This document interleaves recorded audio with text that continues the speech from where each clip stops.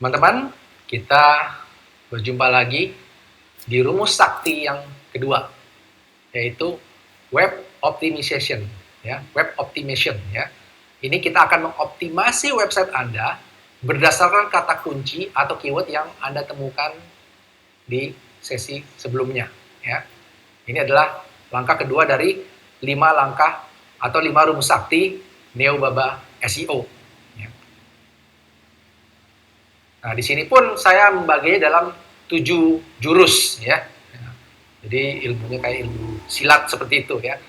Nomor 1 adalah title, description, ya, keyword dan formatting. Nah, kita akan lihat kalau misalkan Anda bisa HTML atau CSS, Anda akan tahu hal ini, ya. Anda harus meletakkan kode-kode HTML Anda, ya. Title-nya, judulnya sesuai dengan kata kunci, description-nya sesuai dengan kata kunci juga. Nah, kemudian keyword-keyword apa yang Anda masukkan. Tetapi menurut Google, keyword ini sudah tidak terlalu manfaatkan lagi oleh Google, ya. Karena bisa sering sekali disalahgunakan orang untuk mengcopy paste Google keyword orang lain ke situsnya. Jadi yang Anda perlu lakukan adalah fokus kepada title dan description, ya. Nah, itu kalau Anda menggunakan HTML CSS. Nah, seperti ini contohnya, ya. Title-nya tadi toko bunga segar di Jakarta. Kemudian metanem description-nya menyediakan bunga-bunga dan sebagainya, ya. Deskripsinya apa? Nah, kalau title itu kepada judul, description itu Anda seperti bahasa manusia aja, menyediakan bunga-bunga, ya. Kemudian kalau Anda menggunakan WordPress, ya, ini bisa Anda masukkan di CMS-nya atau Content Management System-nya, ya. Biasanya itu disediakan fitur-fitur SEO. Anda harus mendownload seperti SEO Yoast, ya, untuk menampilkan atau mengedit sesuai dengan judul dan deskripsi yang Anda ingin tulis, seperti itu. Nah, tapi kalau Anda tidak mempunyai plugin pun, Anda cukup menulis judul, ya, sesuai dengan kata kunci Anda. Ya, contohnya misalkan kata kuncinya adalah toko bunga tadi, ya. Nah, kemudian judul Anda apa? Nah, toko bunga segar di Jakarta. Jadi ada kata kunci toko bunganya, ya. Judulnya bisa Anda tambahkan sisanya. Seperti itu, ya. Itu pun membantu karena mesin Google udah pintar sekarang, ya. Anda hanya menulis judul yang tepat, deskripsinya apa, Google bisa mencari dengan sendirinya. Nah, kemudian formatting. Nah, ini juga Anda harus perhatikan. Google Panda melihat hal ini, ya. Google Panda tadi apa, teman-teman? Nah, Google Panda itu adalah algoritma Google untuk mencari konten-konten unik dan berkualitas. Bagaimana si Panda ini bisa menilai website Anda bagus atau enggak, ya? Apakah dia bisa menebak pikiran Anda? Ya, enggak juga, kan Panda kan mesin, ya. Itu hanya nama algoritma. Jadi, Google akan membaca format-format tulisan Anda. Apakah Anda menulis artikel panjang, nggak ada paragrafnya? Jangankan mesin, manusia aja bingung kalau misalkan Anda tidak ada paragraf di artikel Anda. Nulis acak-acakan, ya. Atau panjang artikel tidak ada gambar, tidak ada subjudul. Nah, itu sangat tidak disarankan dalam penulisan artikel. Nah, format-format itu Anda bisa memberikan subjudul kepada artikel Anda. Anda bisa meng-highlight dengan garis miring atau dengan latar belakang kuning misalkan, ya. Anda bisa meletakkan gambar supaya lebih enak dilihat artikel Anda. Kemudian Anda bisa meletakkan video yang berkaitan dengan artikel Anda. Nah, ini yang disebut formatting. Jadi Anda harus benar-benar rapi dalam menulis artikel, ya. Jangan sampai orang membacanya nggak enak. Nah, nggak enak ini dirumuskan seperti itu oleh Google Panda, ya. Format yang bagus, entah itu pakai garis miring, subjudul, pakai gambar, pakai infografis. Nah, ini elemen-elemen yang bisa membuat artikel Anda di ranking oleh Google sangat tinggi. Contohnya ini, seperti ini, ya. Kita lihat slide-nya, ya.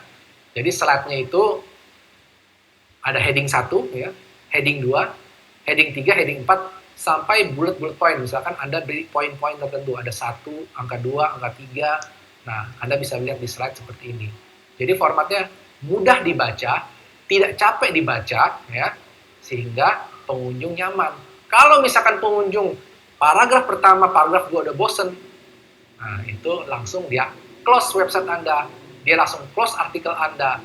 Nah, ini akan menurunkan durasi pengunjung di website Anda sangat lama. Oh, maksud saya, sorry, sangat sedikit. Berikut ini adalah kita akan membahas tentang formatting artikel Anda supaya rapi, ya. Jadi masih ingat tentang Google Panda? Google Panda ini yang menilai website Anda itu, artikel Anda itu berkualitas atau tidak. Nah, untuk menilai artikel Anda berkualitas atau tidak, Google Panda melihat format artikel Anda bagus atau tidak, ya.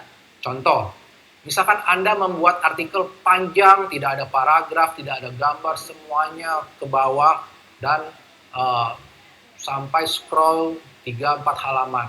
Nah, ini tentu pengunjung sendiri tidak akan membaca artikel Anda, ya.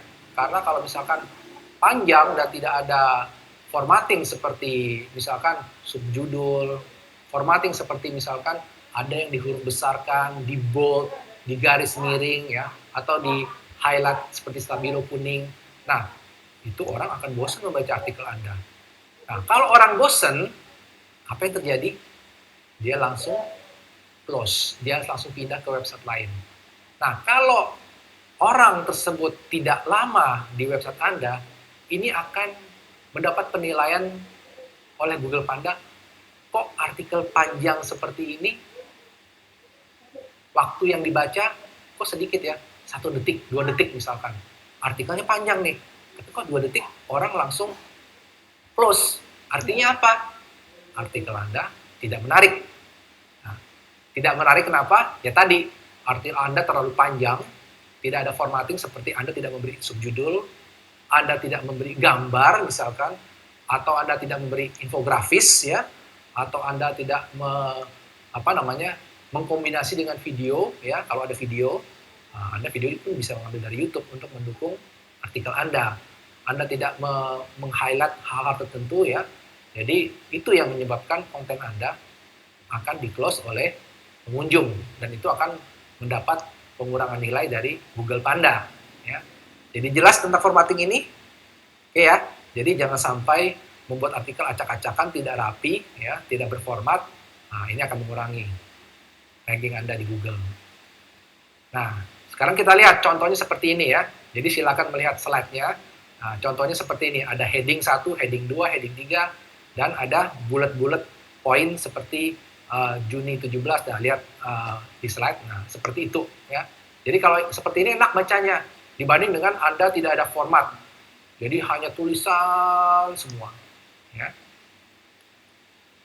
Nah ini silakan teman-teman bisa membuat artikel di setiap halaman home, keywordnya apa ya, keterangannya apa, silakan buat artikelnya. Kemudian di halaman about us, keyword yang dibidik apa, buat artikelnya. Kemudian di halaman service, contact us. Ini hanya contoh latihan ya. Silakan setiap halaman dibuat seperti ini. Supaya apa? Supaya Google bisa menemukan artikel Anda di database-nya dan memberikannya kepada pengunjung. Nah, jurus pertama tadi sudah ya tentang formatting. Sekarang jurus kedua. Ini masih tentang web optimization ya. Bagaimana mengoptimasi website Anda. Jurus kedua adalah optimasi pada gambar. Ini sangat penting, ya. Contoh, gambar yang kadang-kadang, misalkan nih Anda nih memfoto sebuah gambar, langsung uploadnya di artikel Anda. Nah, tapi gambar tersebut besar ukurannya 3 mega, 4 mega, 5 mega. Nah, ukuran gambar ini akan mempengaruhi speed loading, ya, tampilan artikel Anda sangat lama tampil di website, tampil di browser ya, tampil di media handphone ya.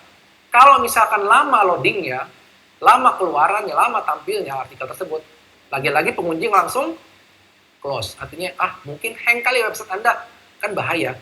Jadi gambar Anda harus dioptimasi ukurannya. Jadi misalkan ya 3 mega. Saya pikir nggak harus 3 mega ya. Ukuran yang paling minimal tuh 100 kilobyte cukup ya. 100 sampai 500 kilobyte. 500 kilobyte itu sudah yang high res ya. Tapi kalau bisa diturunkan lagi akan sangat bagus sekali, 100 sampai 500 ya, kira-kira seperti itu. Nah, bagaimana cara mengecilkan ukuran gambar? Anda bisa menggunakan software Photoshop atau software lain, atau ada juga yang online ya. Silakan Anda lihat slide. Nah, namanya smashit.com ya, silakan lihat di slide. Kemudian juga pada saat Anda menyimpan gambar Anda, hati-hati, jangan sampai deskripsi atau nama file gambar Anda itu sembarangan, karena itu pun akan diindeks oleh Google. Contoh misalkan, Anda menyimpan gambar dengan gambar 1.jpeg, gambar 2.jpeg, itu tidak akan diindeks oleh Google. Bingung, ini gambar apaan ini? Ya. Nah, oleh karena itu nama file gambar itu harus deskriptif. Kalau bisa sesuai kata kunci, ya. Misalkan burung terbang di awan, contohnya. Nah, itu kan deskriptif, ya. Nah, walaupun nih Google sudah punya teknologi untuk membaca gambar, itu tidak, kita harus tetap mengkritisi gambar kita, ya. Jadi kalau misalkan Google bisa mendeteksi ini wajah siapa, itu udah bisa sekarang. Tapi kita tidak mengandalkan itu, ya. Tetapi Anda harus memberi nama file yang benar. Oke? Kita lanjut, ya. Nah, kemudian di sini juga ada alt, ya. Ini adalah kode HTML ALT, ya. ALT itu bisa disisipkan di gambar Anda. Nah, kalau WordPress biasanya menyediakan hal tersebut, ya. Tapi kalau Anda punya kemampuan programming, Anda juga bisa membuat program yang bisa memasukkan ALT itu melalui Content Management System. Tetapi kalau ini pun tidak disediakan, judul gambar itu akan sangat berpengaruh. Oke? Nah, ini kalau di WordPress ya, yang tadi saya bicarakan. Nah, ini silakan dilihat saja. Anda lihat sendiri masing-masing kalau yang menggunakan WordPress. Nah, kemudian yang ketiga adalah URL struktur. Nah, ini sangat penting, teman-teman, ya. Nah, harusnya sekarang ini website-website seperti WordPress, Joomla, kemudian OpenChart, ya, itu sudah menggunakan URL yang struktur. Jadi Anda tidak perlu ngapa-ngapain lagi. Tetapi kalau Anda bikin sendiri dengan bahasa pemrograman sendiri, Anda harus menggunakan URL yang struktur supaya gampang dibaca Google. Contoh, ya, kita lihat di slide berikut ini. Nah, URL bagus itu seperti apa? Misalkan kita bisa melihat di slide www.babastudio.com/blog/kursus-SEO. Itu yang bagus. Nah, yang tidak bagus seperti apa? Silakan lihat di bawahnya itu www.babastudio.com/blog/papa, ya. Kemudian di bawahnya lagi ada kursus SEO tanpa strip, ya. Itu juga akan mengurangi mesin pencari untuk membacanya. Walaupun sekarang mesin pencari sudah sangat pinter, ya. Bisa jadi kursus SEO Anda tetap bisa dibaca. Kemudian di bawahnya lagi itu kursus SEO pakai spasi atau pakai underscore gitu, ya, garis bawah. Nah, lebih baik, paling bagus adalah tanda minus. Jadi seperti itu, ya. Jadi sekarang teman-teman sudah tahu kan URL yang bagus seperti apa, yang sudah dioptimasi seperti apa, yang tidak dioptimasi seperti apa. Jadi gunakan ilmu ini untuk membangun website Anda. Nah, yang keempat adalah internal link. Jadi teman-teman, untuk diingatkan, kita masih dalam mengoptimasi website Anda sendiri. Internal link itu seperti apa? Nah, ini juga tips teman-teman, ya. Internal link itu seperti ini. Misalkan nih, teman-teman pernah ke restoran Padang kan? Ya. Nah, pernah nggak? Jadi kalau misalkan teman-teman langsung ke meja, tiba-tiba pelayan menyodorkan nih banyak makanan, ya. Nah, itu banyak tuh menunya di situ. Padahal Anda hanya ingin makan ayam pop misalkan, ya. Jadi langsung tidak disediakan atau tidak ditanya Anda makan apa, langsung disodorin tuh makanan. Nah, saya yakinnya kalau Anda sudah ditawarkan seperti itu, tadinya mau makan ayam pop, tiba-tiba mau tambah rendang, ya, tambah tambah kikil, tambah apa. Nah, itulah yang disebut internal link. Jadi, bagaimana penerapannya di website, ya? Nah, penerapan website ini begini. Nah, Googlebot atau robot, masih ingat kan robot, ya? Googlebot itu yang mencari konten-konten di website Anda, website di seluruh dunia, dan dimasukkan ke dalam database Google. Googlebot sangat suka link. Nah, jadi kita contohkan lagi. Nah, ini silakan dibaca slide-nya. Saya tidak akan bacakan, ya. Nah, kita lihat apa itu internal link. Teman-teman pernah kan mengunjungi situs Wikipedia? Itu situs ensiklopedia. Banyak nggak linknya?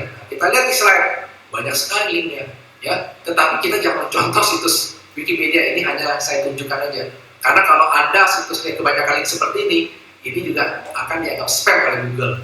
Tetapi khusus Wikipedia karena ini adalah situs ensiklopedia, tidak ada masalah dengan banyak link, ya. Nah, inilah yang disebut internal link. Jadi kalau orang klik link di website tersebut ke halaman yang lain. Nah, di halaman yang lain, dia klik lagi ke halaman yang lain dan masih dalam website Anda sendiri. Jadi inilah yang menyebabkan pengunjung lama di website Anda. Nah, inilah tips yang harus Anda lakukan. Jadi jangan sampai pada saat Anda membuat artikel, setelah dia baca, sudah dia close. Jangan sampai seperti itu. Kalau bisa di artikel Anda ada link-link yang direkomendasikan oleh Anda ke halaman website Anda yang lain. Ya, jadi pada saat diklik, dia akan berlama-lama di website Anda seperti contoh kasus masakan Padang itu. Jadi dia misalkan membaca artikel tentang kursus internet marketing. Nah, di kursus internet marketing itu dia baca, tiba-tiba ada bagaimana cara membuat website. Dia klik lagi cara membuat website. Di cara membuat website terus ada link lagi, silakan melihat videonya, dia klik lagi, lihat video. Dari video itu terus-menerus sehingga pengunjung akan lama di website Anda. Nah, ini akan menaikkan ranking Anda di Google, ya. Jadi seperti itu. Nah, jadi kalau kita bisa gambarkan nih ya, link-link tersebut kira-kira seperti slide ini ya. Jadi semua artikel-artikel Anda dibaca. Nah, itu kan yang kita harapkan. Nah, ya, jadi silakan buat internal link. Itu tips yang keempat. Ini hanya istilah saja teman-teman ya. Ada namanya outbound links. Artinya outbound links adalah orang lain link dari situs kita ke situs orang lain. Misalkan situs babusu.com, www.babusu.com. Di situ ada link ke kursusanimasi.com. Jadi kalau kita klik link tersebut ke kursusanimasi.com, itu namanya outbound links, ya. Nah, beda lagi dengan inbound links. Artinya situs orang lain ke situs Baba Studio. Jadi misalkan nih, situs Baba Studio tahunya dari mana? Tahunya dari kursusanimasi.com. Itu adalah inbound link ke kita ya. Link dari situs orang lain ke situs kita. Nah, ini juga bisa dikatakan adalah tautan balik juga teman-teman, atau backlink ya. Jadi istilahnya banyak tetapi inti-intinya sama ya. Berikutnya adalah perkuat konten Anda. Ini adalah jurus kelima dari web optimasi ya. Nah, bagaimana cara memperkuat konten Anda? Kita lihat berikut ini. Di sini Anda harus membuat konten yang orisinil ya. Jadi Anda tidak bisa copy paste 100% dari website orang lain kemudian meletakkannya di website Anda. Nah, di sini ada engine atau situs yang namanya copyscape.com ya. Anda bisa lihat di slide. Nah, ini kalau misalkan Anda juga bisa, wah Pak, saya nggak bisa nulis artikel. Silakan Anda bisa bayar penulis artikel ya. Di Google banyak ya. Silakan cari jasa penulis artikel atau jasa penulis artikel SEO ya. Itu banyak. Silakan Anda bisa menggunakan jasa mereka ya. Nah, biasanya penulis artikel tersebut, jasa mereka itu menjamin artikel yang mereka buat itu lolos dari Copyscape ya. Tujuannya apa? Supaya Google tidak memberikan penalti kepada Anda karena Anda telah mengambil artikel orang lain. Nah, ini sangat penting. Jadi artikel harus orisinal ya. Kemudian publikasikan pertama kali di website Anda. Jadi misalkan nih, Anda publikasikan di website orang lain, misalkan di mana? Entah itu di Kompasiana ya, entah itu mungkin di Kaskus atau apa. Jadi kalau Anda punya website sendiri, publikasikan di website Anda. Karena kalau tidak, nanti Anda yang dipikir oleh Google mengcopy dari website yang lain. Padahal itu adalah artikel buatan Anda. Nah, kemudian setiap konten kalau bisa ada format yang seperti tadi kita sudah bicarakan ya. Ini sudah jelas ya. Kemudian konten tentu harus bermanfaat. Artinya apa? Konten tersebut harus bisa menarik pengunjung. Biasanya itu konten-konten yang bermanfaat seperti tips trik, nah itu sangat bermanfaat. Bagaimana cara membuat sesuatu, bagaimana cara secara instan, misalkan bisa turun berat badan secara instan dalam beberapa saat gitu ya, atau berapa jam ya, kalau Anda sudah menemukan itu. Nah, silakan, itu yang bermanfaat ya. Kemudian konten kalau bisa sediakan hasil bukti atau riset. Nah, ini boleh Anda bisa mengambil referensi dari situs orang lain yang mungkin punya statistik ya. Nah, nanti mungkin ada pertanyaan, Pak, kalau saya ngambil seperti itu nanti hukumnya bagaimana? Tidak ada masalah selama Anda menyebutkan sumbernya dari mana ya. Jadi jangan sampai Anda mengaku-ngaku itu hasil riset Anda. Jadi Anda silakan menyebutkan kontennya dari mana, kemudian tampilkan linknya ya. Itu akan sangat sportif ya. Artinya Anda benar-benar mengakui itu hasil kerja keras orang lain. Anda hanya menggunakannya untuk mendukung artikel Anda. Jadi seperti itu. Itu yang disebut konten yang kuat. Kemudian berapa panjang konten yang harus saya buat? Nah, ini juga ada hitungannya, teman-teman. Jadi kalau bisa 300 sampai 500 kata, itu minimal konten yang harus Anda buat panjangnya ya. Nah, kalau lebih dari situ bagus ya. Kalau misalkan lebih dari itu tentu akan panjang sekali. Dan kalau Anda membuat konten panjang, apa rumusnya? Ingat ya, harus berformat ya. Harus ditambahkan gambar, infografis atau video supaya tidak terkesan hanya membaca melulu. Apalagi kalau misalkan membaca lewat smartphone ya. Wah, itu akan sangat membosankan. Nah, kemudian update atau publikasikan artikel baru setiap 1 minggu sekali atau seminggu bisa 2 kali, 3 kali. Nah, ini tergantung teman-teman, tergantung kompetitor Anda. Jadi kalau misalkan kompetitor Anda sehari bisa 10 kali, ya Anda harus lebih. Karena kalau tidak, ya Anda tidak akan dipilih Google untuk hal tersebut. Nah, tapi belum tentu juga. Ada parameter lain teman-teman. Misalkan gini, kompetitor Anda ya, setiap hari 10 ya. Tetapi Anda membuat artikel yang sangat menarik sehingga pengunjung betah berlama-lama di website Anda. Jadi 1 minggu sekalipun kalau konten Anda benar-benar bagus dan dibaca oleh orang, pengunjungnya banyak, itu juga nomor 1 ya. Jadi parameternya konten yang bagus sama update artikel yang sering, itu yang idealnya ya. Jadi tetapi Google akan memprioritaskan konten yang bermanfaat, yang bagus untuk pengunjung Google ya. Jadi percuma misalkan kompetitor Anda 1 minggu ada 10 tetapi kontennya tidak berkualitas ya, itu pun akan disingkirkan oleh Google gitu ya. Nah, teman-teman bisa melihat ya di slide di PowerPoint, di situ ada format konten yang benar ya. Contoh di situ ada keyword yang dipilih adalah misalkan di situ coklat donuts ya. Di situ keywordnya coklat donuts. Nah, kata kunci ini harus Anda masukkan ke headline atau judul artikel. Jadi misalkan judul artikel Anda coklat donuts from Mary's Bakery ya. Judulnya ada coklat donuts ya. Kemudian apalagi deskripsinya, di situ Anda bisa melihat deskripsi adalah silakan dilihat deskripsinya harus juga ada kata kunci coklat donuts. Nah, deskripsi ini gunakan bahasa manusia ya. Nah, teman-teman, kadang-kadang ada juga situs yang tidak memberikan deskripsi. Nah, bagaimana caranya? Anda silakan di paragraf pertama gunakan deskripsi untuk memberi konten kepada Google. Jadi, Anda bisa tidak harus memberikan deskripsi kalau tidak ada. Nah, di paragraf pertama, ya, di paragraf pertama silakan buat deskripsinya.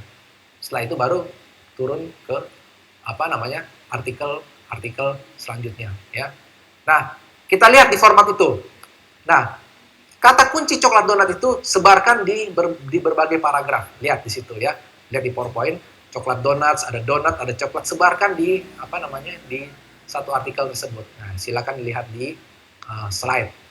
Nah, kemudian kita lihat juga di situ ada gambar ya, ada gambar di kirinya ya. Nah, di situ gambarnya judulnya apa?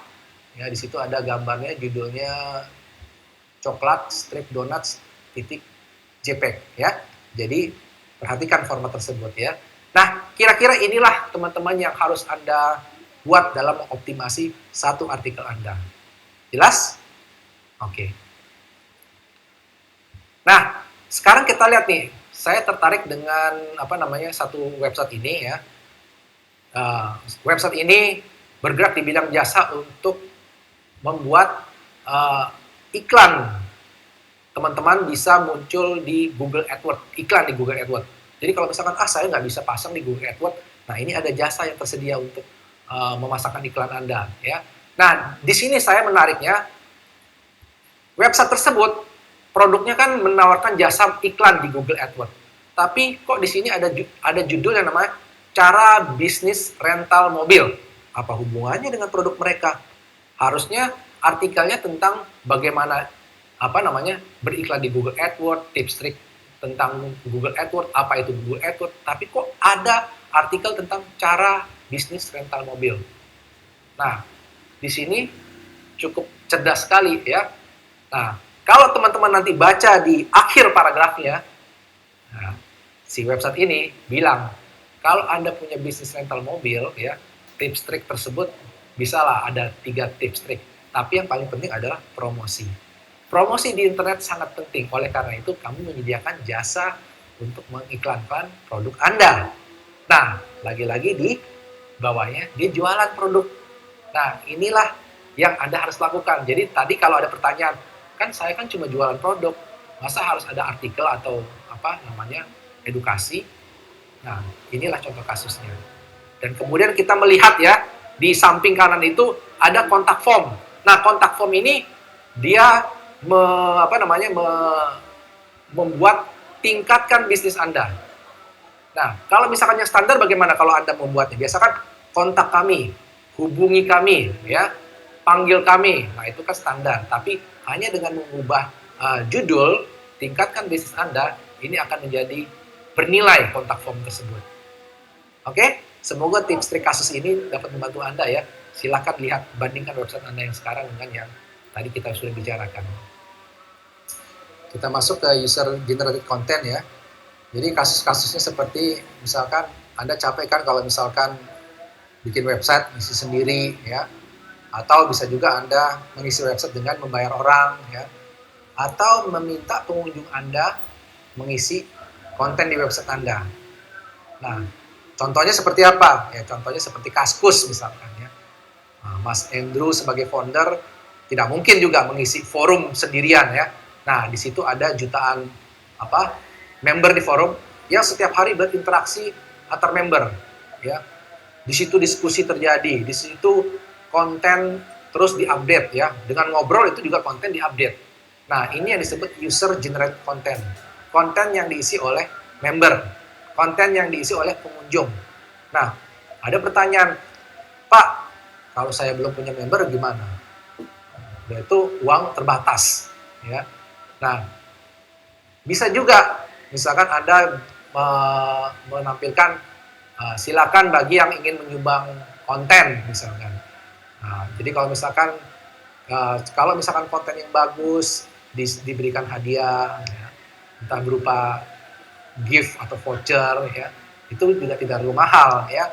Misalkan orang-orang yang kalau misalkan nih dia diapresiasi, contoh misalkan orang-orang yang mengisi konten di website Anda ditampilkan profilnya, ya, diapresiasi dengan menulis data pribadinya, sehingga orang yang mengisi artikel di website Anda merasa dihargai. Itu juga bisa ya, tanpa bayar.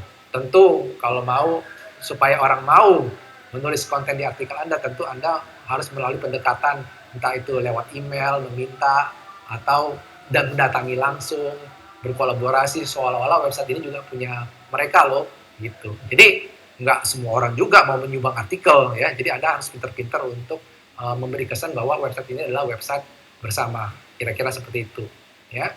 Nah, Anda juga bisa menginstal suatu forum seperti Kaskus, misalkan yang gratisan itu adalah yang PHPBB, ya, itu adalah forum gratis. Nah, di situ Anda bisa mengundang orang untuk ramai-ramai diskusi di forum Anda. Tentu menginstal forum mudah, gampang sekali, sehari pun jadi.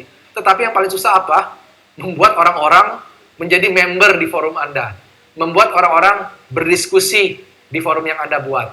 Nah, tentunya Anda harus sebagai owner, harus menyediakan tim untuk menjawab orang-orang yang bertanya di forum Anda. Ya, jadi kalau misalkan nih, ada orang bertanya di forum Anda, seminggu baru direspon, ya, dijamin forum Anda sepi. Ya. Jadi kalau bisa cepat meresponnya, ya seperti Kaskus ya. Jadi kalau kita menjawab apa, tiba-tiba dalam hitungan detik ada aja yang jawab. Seolah-olah semuanya standby untuk menjawab atau merespon. Oleh karena itu, kenapa Kaskus bisa terkenal? Ya, jadi Anda harus melakukan seperti itu. Jadi jangan sampai Anda menginstal forum sudah itu diamkan. Nah, itu tidak akan bakal sukses seperti Kaskus. Oke, jelas? Ya. Nah, berikutnya yang terakhir ini yang paling penting adalah loading speed.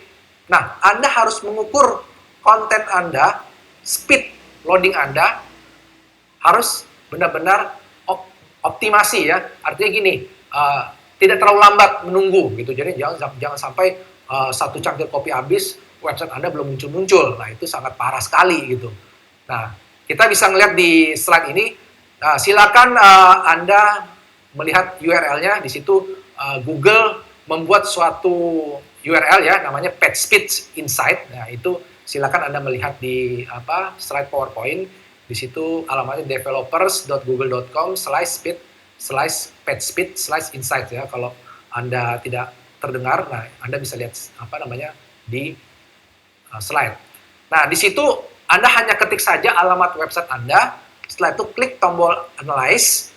Nah, nanti akan ada skor yang yang menunjukkan seberapa cepat website Anda.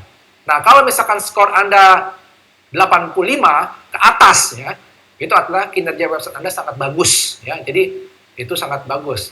Kalau sekitar 65 sampai 75 itu optimal. Jadi oke ya. Tetapi tidak mungkin juga ya skor sampai 100 ya. Google aja sepertinya tidak mungkin, atau Facebook aja nggak mungkin. Oleh karena itu kita harus benar-benar optimal. Artinya gini, yang bisa kita kurangi gambarnya, yang bisa kita kecilin. Script yang tidak dibutuhkan, yang kita bisa kurangi ya. Yang penting optimal ya, nggak harus sempurna ya. Kalau nggak bisa 85 ya tidak apa-apa juga kalau memang itu sudah dioptimalkan. 100 tidak mungkin ya, karena itu terlalu sempurna. Kalau 100 mungkin Anda hanya cuma satu huruf aja websitenya ya. Jadi kita tidak akan mau dong punya website seperti itu. Jadi kita harus optimal. Nah, silakan dilihat skornya, dan ini akan membuat website Anda optimal ya. Oke, teman-teman, terima kasih. Semoga bermanfaat. Kita akan lanjut ke rumus sakti berikutnya. Terima kasih.